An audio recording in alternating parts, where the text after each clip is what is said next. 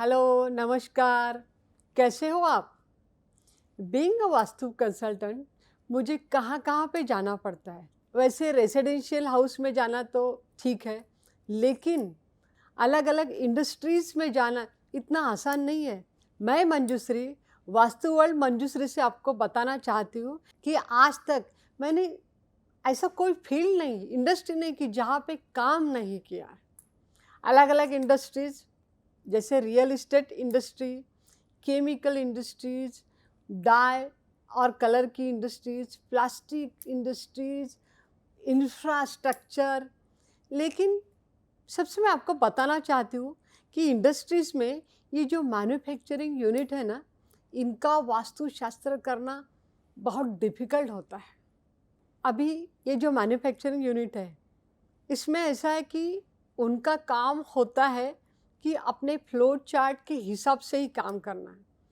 लेकिन being a vastu consultant हमें क्या करना होता है कि उनका फ्लो चार्ट भी डिस्टर्ब ना हो और वास्तु के रूल भी फॉलो हो। बड़ी-बड़ी मशीन्स है, कटिंग मशीन्स है, ये अगर नॉर्थ में या नॉर्थ ईस्ट में होती है, तो उसकी रेमेडी करना बहुत मुश्किल हो जाता है। और स्पेशली मैं बताना चाहती हूँ कि कई सारे यूनिट्स होते हैं, जो कई सालों से बंद पड़े होते हैं। उनको स्टार्ट करना, रिस्टार्ट करना, ये तो बहुत चैलेंजिंग है। लेकिन मुझे चैलेंजेस को एक्सेप्ट करना बहुत अच्छा लगता है।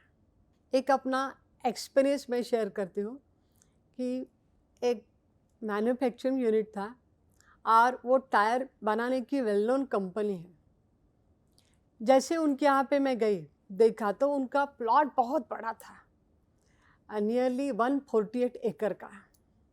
वहाँ पे मैं गई तो देखा, तो उनका एंट्री गेट थी ईस्ट साउथ ईस्ट में था, जो वास्तु डिफेक्ट क्रिएट कर रहा था।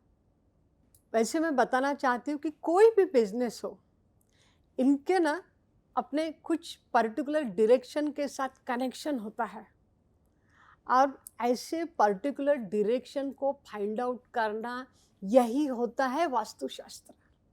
जैसे मैं यहाँ पे गई, उनका एरिया तो बहुत अच्छा था।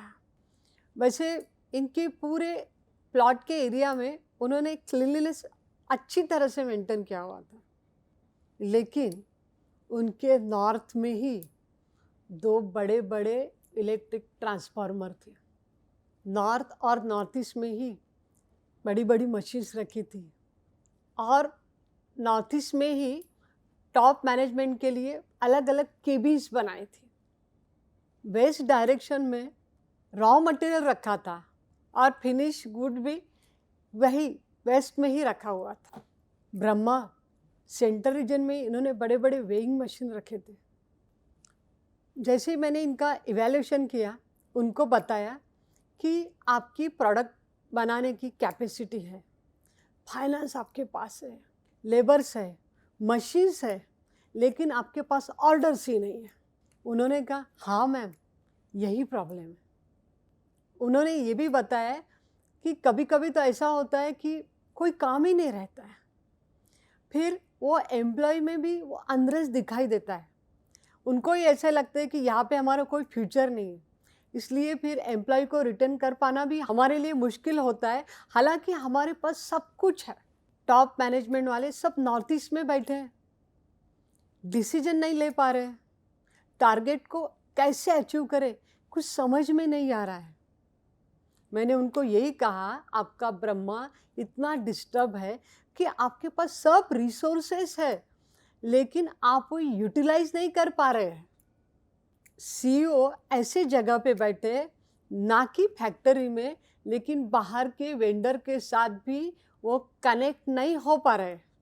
इसलिए उनकी किसी के साथ बॉन्डिंग ही क्रिएट नहीं हो रही। इनकी इतनी बड़ी जगह थी, सब नीटनेस था, इतने सारे लेबर्स दिखाई दे रहे थे, लेकिन किसी के चेहरे पे या फैक्ट्री में वो लाइवनेस ही नहीं दिखाई दे रहा था। अभी करना क्या था? सबसे पहले तो इनका मेन एंट्रेंस जो ईस्ट साउथ ईस्ट में था, उसको हमें रेक्टिफाई करना था। फिर नॉर्थ में जो इलेक्ट्रिक के बड़े-बड़े ट्रांसफार्मर थे, उनको भी रेमेडीज़ के माध्यम से हमें ठीक करना था। उसमें इनको सजेशंस दिए कि जो भी नॉर्थ ईस्ट में केबिन्स बनाए हैं टॉप मैनेजमेंट के लिए, उनको वेस्ट रीजन में लेके आए, और उनके पास जगह भी थी तो आसानी से हो सकता था। तो उन्होंने उसके लिए यस कह दिया। और जो रॉ मटेरियल पड़ा था वेस्ट में, उसको शिप करने के लिए कहा साउथ रीजन में, और फिनिश प्रोडक्ट को इनको नॉर्थ वेस्ट में रखना था। क्या होता है ना, हम जो वास्तुशास्त्र का इवैल्यूएशन करते हैं वो सिर्फ 4 या 8 दिशाओं के ऊपर नहीं करते हैं। हम जो भी इवैल्यूएशन करते हैं वो हमारा उसका बेस है 81 पदमंडल आज। और वास्तुशास्त्र के हिसाब से हमें देखना पड़ता है कौन से बिजनेस के लिए कौन से पदमंडल को एक्टिवेट किया जाए। इस हिसाब से सभी मंडल को हमने देखा, और इनके बिजनेस के हिसाब से राहु मंडल डीएक्टिवेट था तो उसको भी हमें एक्टिवेट करना था। साथ में ब्रह्मा और उसके आजू बाजू के मंडल को भी हमें स्ट्रॉन्ग करना था। और उनको एक सजेशन दिया, नॉर्थ ईस्ट में जो ओपन जगह थी वहाँ पे उनको एक छोटा सा वाटर पॉन्ड क्रिएट करने के लिए कहा। तो ऐसे सभी इम्पोर्टेंट बातों को इवैल्यूएट करके क्या क्या कर सकते हैं, उनका जो ब्रह्मा डिस्टर्ब था उसके लिए हमें कुछ आवश्यकताएं थी, उसी हिसाब से सब उनको बताया। फिर बाद में उनकी रेमेडी भी हो गई। रेमेडीज करने के बाद 3 महीने के बाद उन्होंने कहा कि ऑर्डर्स आ रही है मैम, और 7-8 महीने के बाद तो उन्होंने कहा कि yes our business is flourishing now.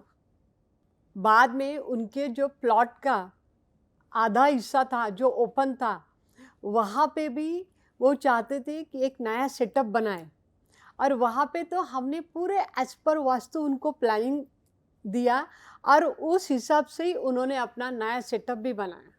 और जैसे उनको प्लानिंग दी उस हिसाब से ही उन्होंने पूरा प्लानिंग किया, उनको बहुत अच्छे रिजल्ट्स मिल गए। बाद में क्या है, एक टायर कंपनी हो गई, और भी कई सारे टायर कंपनी के पास तो मुझे जाना ही था ना।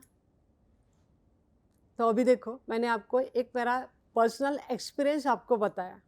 ऐसे कई सारे एक्सपीरियंस मेरे पास है, और आप भी ऐसा एक्सपीरियंस लेना चाहते हो और रेक्टिफाई करना चाहते हो अपने इंडस्ट्री को, और रेक्टिफाई करना चाहते हो अलग अलग इंडस्ट्री को, तो सब्सक्राइब कीजिए हमारे चैनल को।